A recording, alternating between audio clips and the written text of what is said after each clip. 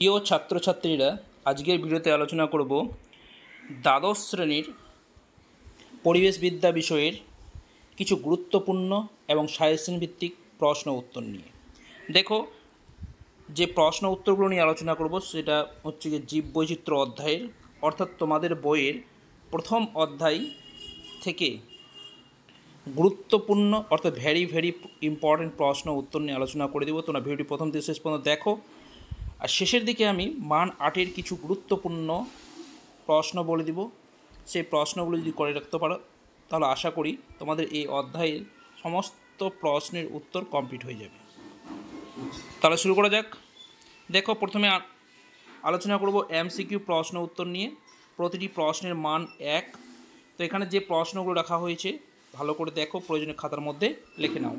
দেখো, 1 নম্বর প্রশ্ন কী আছে, ভারতবর্ষে বন্যপ্রাণী সংরক্ষণ আইনটি জারি করা হয় 1974 খ্রিস্টাব্দে, 1970 খ্রিস্টাব্দে, 1972 খ্রিস্টাব্দে, 1985 খ্রিস্টাব্দে। তো সঠিক উত্তরটা হচ্ছে সি নাম্বারটা, 1972 খ্রিস্টাব্দে। তারপরে 2 নম্বর প্রশ্ন দেখো, ভারতবর্ষে প্রবাল প্রাচীর নষ্ট হয়েছে এ নাম্বার ধাতু দূষণে, কৃষি দূষণে, শিল্প দূষণে, বায়ু দূষণে। সঠিক উত্তর হচ্ছে শিল্প দূষণে, অর্থাৎ সি নাম্বারটা হচ্ছে সঠিক উত্তর। দেখো, এখানে যে প্রশ্নগুলো রাখা হয়েছে এমসিকিউর আকারে রাখা হয়েছে, তোমরা যদি এমসিকিউটি উত্তর মনে রাখতে পারো তাহলে তোমাদের এক কথায়ও কিন্তু কাজে দিয়ে দিবে। এক কথায় যে প্রশ্নগুলো থাকে, সাপোজ 1 নম্বরে এই প্রশ্নটাই ধরে নিচ্ছি যে ভারতবর্ষে বন্যপ্রাণী সংরক্ষণ আইনটি জারি করা হয় কত সালে, তাহলে সঠিক উত্তরটা কী হবে, 1972 সালে। তাহলে প্রশ্ন উত্তর আকারে হয়ে গেলো, এমসিকিউ আকারে হয়ে যাবে, কিংবা শূন্যস্থান পূর্ণ আকারেও কিন্তু হয়ে যাবে। দেখো, ভারতবর্ষে বন্যপ্রাণী সংরক্ষণ আইনটি চালু করা হয় ড্যাশ দিয়ে দিল, তো সঠিক উত্তর, তাহলে উত্তরটা বসাতে হবে। তাহলে দেখো, একটা প্রশ্নের উত্তর যদি ভালো করে মনে রাখতে পারো তাহলে কিন্তু তোমাদের এমসিকিউ, তারপরে শূন্যস্থান, এমনকি এক কথায় যে প্রশ্নগুলো থাকবে সেগুলো তো তোমাদের কাজে দিবে। তাই বলবো, প্রতিটা প্রশ্নের উত্তর ভালো করে বুঝো এবং যেগুলো অ্যান্সার রাখা হয়েছে মনে রাখার চেষ্টা করো। তারপর 3 নম্বর প্রশ্নতে চলে আসছি, ভারতের জৈবমণ্ডলের সংখ্যা হলো, দেখো 13টি, 10টি, 11টি, 12টি। সঠিক উত্তর হচ্ছে এই নম্বরটা 13টি। নেক্সট প্রশ্ন কী আছে, কাজিরাঙ্গা জাতীয় উদ্যানটি অবস্থিত কোথায়, কেরালায়, পশ্চিমবঙ্গে, অসমে, কর্ণাটকে। তো সঠিক উত্তর হচ্ছে অসমে কাজিরাঙ্গা জাতীয় উদ্যানটি অবস্থিত। 5 নম্বর প্রশ্ন কী আছে, নীলগিরি জীবমণ্ডল সংরক্ষিত এলাকাটি অবস্থিত। এ নম্বর হচ্ছে কর্ণাটকে, বি হচ্ছে উড়িষ্যার বনাঞ্চলে, সি হচ্ছে সিকিমের বনাঞ্চলে, ডি হচ্ছে পশ্চিমবঙ্গের বনাঞ্চলে। তো সঠিক উত্তর হচ্ছে এ নাম্বারটা, কর্ণাটকের বনাঞ্চলে, অর্থাৎ এই ইজ দ্য রাইট অ্যান্সার। দেখো, চ্যানেলে তোমরা নতুন এসে থাকো তাহলে অবশ্যই চ্যানেলটিকে সাবস্ক্রাইব করে নাও, পাশে থেকে বেল আইকনটি বাজিয়ে রাখো, তাহলে সবার আগে ভিডিওগুলো পাবে। আমি প্রতিটি অধ্যায়ের প্রশ্ন উত্তর তোমাদের সামনে নিয়ে আসবো, তাই বলবো যে চ্যানেলটিকে সাবস্ক্রাইব করে নাও, আর প্রতিটা অধ্যায়ের যে প্রশ্নগুলো রাখবো সেগুলো তোমরা ভালো করে দেখবে এবং পড়ে রাখবে। আশা করি তোমরা পরীক্ষায় খুব ভালো রেজাল্ট করবে। 6 নম্বর দেখো কী আছে, যে প্রজাতি গত 50 বছর নির্দিষ্টভাবে দেখা যায়নি তাকে বলে কি, বিপন্ন প্রজাতি, বিপন্নপ্রায় প্রজাতি, বিলুপ্ত প্রজাতি, বিরল প্রজাতি। তো সঠিক উত্তর হচ্ছে সি নাম্বারটা, লুপ্ত প্রজাতি। 7 নম্বর পশ্চিমবঙ্গে হবে, এখানে একটু মিস্টেক হয়ে তোমরা ঠিক করে, পশ্চিমবঙ্গে অভয়ারণ্যটি অবস্থিত দার্জিলিং, পক্ষী অভয়ারণ্যটি, পশ্চিমবঙ্গের পক্ষী অভয়ারণ্যটি অবস্থিত দার্জিলিংয়ে, রায়গঞ্জে, মালদায়, বহরমপুরে। সঠিক উত্তর হচ্ছে কি বি নাম্বারটা, রায়গঞ্জে, কুলিক পক্ষীরালয় যেটা। নেক্সট 8 নম্বর কী আছে, WWF এর পুরো কথাটি হলো world wild life fund for nature, P হচ্ছে world wild life for conservation, C হচ্ছে ওয়ার্ল্ড ওয়াইল্ড ফোরাম, ডি হচ্ছে ওয়ার্ল্ড ওয়েস্ট ফরেস্ট। তো সঠিক উত্তর হচ্ছে এ নাম্বারটা, world wild life fund for nature, বা ওয়ার্ল্ড ওয়াইল্ড লাইফ ফান্ডও বলতে পারো, ফর নেচারটা এখানে যুক্ত করা হয়েছে। তো যাই হোক, দুটাই মনে রাখবে তোমরা। 9 নম্বর প্রশ্ন দেখো, বিশ্ব পরিবেশ দিবস পালন করা হয় এ নম্বর 4 এপ্রিল, বি হচ্ছে 5ই জুন, সি হচ্ছে 1 ডিসেম্বর, ডি হচ্ছে 21শে মার্চ। তো সঠিক উত্তর হচ্ছে 5ই জুন, অর্থাৎ বি নম্বরটা হচ্ছে সঠিক উত্তর।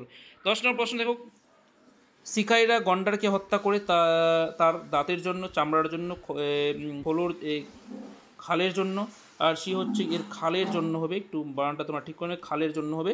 তারপর ডি হচ্ছে নখের জন্য। তো সঠিক উত্তর হচ্ছে সি নম্বরটা, খালের জন্য কিন্তু শিকারীরা এই গন্ডারকে হত্যার পাশাপাশি গন্ডারের শিংয়ের জন্যও কিন্তু এরা শিকার করে। শিং উত্তর থাকলে, অপশান থাকলে শিংটাও সঠিক উত্তর হবে।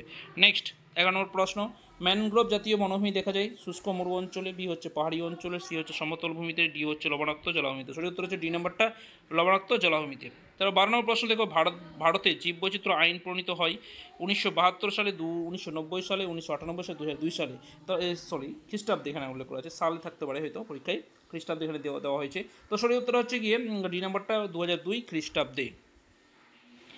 তারপরে দেখো 13 নম্বর প্রশ্ন কী আছে, জাতীয় বন্যপ্রাণী সংরক্ষণ আইন চালু করা হয় কোন সালে, 1972, 1974, তার 1986, 1988। সঠিক উত্তর হচ্ছে 1972 সালে, অর্থাৎ এই ইজ দ্য রাইট অ্যান্সার।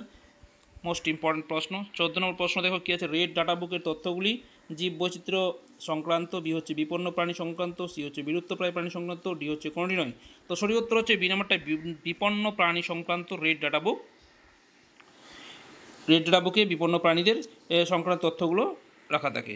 15 প্রশ্ন, চিড়িয়াখানা বন্যপ্রাণী সংরক্ষণ হলো ইনসিটু, এক্সিটু, উভয়, কোনোটি নয়। তো সঠিক উত্তর হচ্ছে বি নাম্বারটা এক্সিটু, অর্থাৎ নির্দিষ্ট বনাঞ্চল থেকে অন্য জায়গায় সংরক্ষণ করতে চিড়িয়াখানায় সংরক্ষণ হয়, সেটা হচ্ছে এক্সিটু সংরক্ষণ। 16 প্রশ্ন, ব্যাঘ্র প্রকল্প ভারতবর্ষে চালু হয় 1970 সালে খ্রিস্টাব্দে, 1973 খ্রিস্টাব্দে, 1986 খ্রিস্টাব্দে, 1990 খ্রিস্টাব্দে। সঠিক উত্তর হচ্ছে বি নাম্বারটা 1973 খ্রিস্টাব্দে। 17 প্রশ্ন দেখো, বিপন্ন প্রাণীর তালিকা প্রকাশ করে MAB, বি হচ্ছে IUCN, সি হচ্ছে WWF, ডি হচ্ছে BBC। তো সঠিক উত্তর হচ্ছে বি নাম্বারটা IUCN। তারপরে দেখো 18 প্রশ্ন, ভারতের সিংহ প্রকল্প চালু হয় 1970 সালে, 1972 সালে, 1986 সালে, 1990 সালে। সঠিক উত্তর হচ্ছে বি নাম্বারটা 1972 সালে। দেখো সিংহটা হচ্ছে গিয়ে 1972 আর বাঘটা হচ্ছে 1973, ভালো করে মনে রাখবে। তারপর নেক্সট অতি সংক্ষিপ্ত প্রশ্ন উত্তর মান একের। দেখো 1 নম্বর প্রশ্ন কি, জাতীয় সংরক্ষণ আইন কবে চালু হয়, সেটা হচ্ছে 1972 সালে, মোস্ট ইম্পর্টেন্ট প্রশ্ন। 2 নম্বর জীববৈচিত্র্য আইন কবে চালু হয়, 2002 সালে। 3 নম্বর হচ্ছে বন সংরক্ষণ আইন কবে চালু হয়, 1980 সালে। 4 নম্বর ভারতের বৃহত্তম সিংহ প্রকল্প কোনটি, সেটা হচ্ছে গুজরাটের গির। 4 নম্বর প্রশ্ন হচ্ছে গিয়ে একটি অবলুপ্ত পাখির উদাহরণ দাও, সে ডোডো পাখি, সেটা মরিশাস দ্বীপে পাওয়া যেত। তারপর দেখো 6 নম্বর কী হচ্ছে, UNESCO সম্পূর্ণ নাম লেখো, United Nation Educational Scientific and Cultural Organisation, ভালো করে মনে রাখবে, United Nation Educational Scientific and Cultural Organisation. 7 number প্রশ্ন, বন্যপ্রাণী সপ্তাহ কবে পালিত হয়, 1 থেকে 7 অক্টোবর, অর্থাৎ অক্টোবর মাসের প্রথম সপ্তাহে বন্যপ্রাণী সপ্তাহ পালন করা হয়ে থাকে। এরপর রচনাধর্মী প্রশ্ন নিয়ে আলোচনা করবো। দেখো রচনাধর্মী প্রশ্নে তোমাদের প্রতিটা প্রশ্নে মান থাকবে 8। এই অধ্যায় থেকে এই রচনাধর্মী প্রশ্ন উত্তর তোমাদেরকে পড়ে যেতে হবে। দেখো 1 নম্বর কী আছে, জীববৈচিত্র্যের প্রয়োজনীয়তাগুলি উল্লেখ করো। 2 নম্বর হচ্ছে জীববৈচিত্র্যের অবলুপ্তির কারণগুলি সংক্ষেপে লেখো। 3 নম্বর হচ্ছে আলফা বিটা গামা বৈচিত্র্যের মধ্যে পার্থক্য লেখো।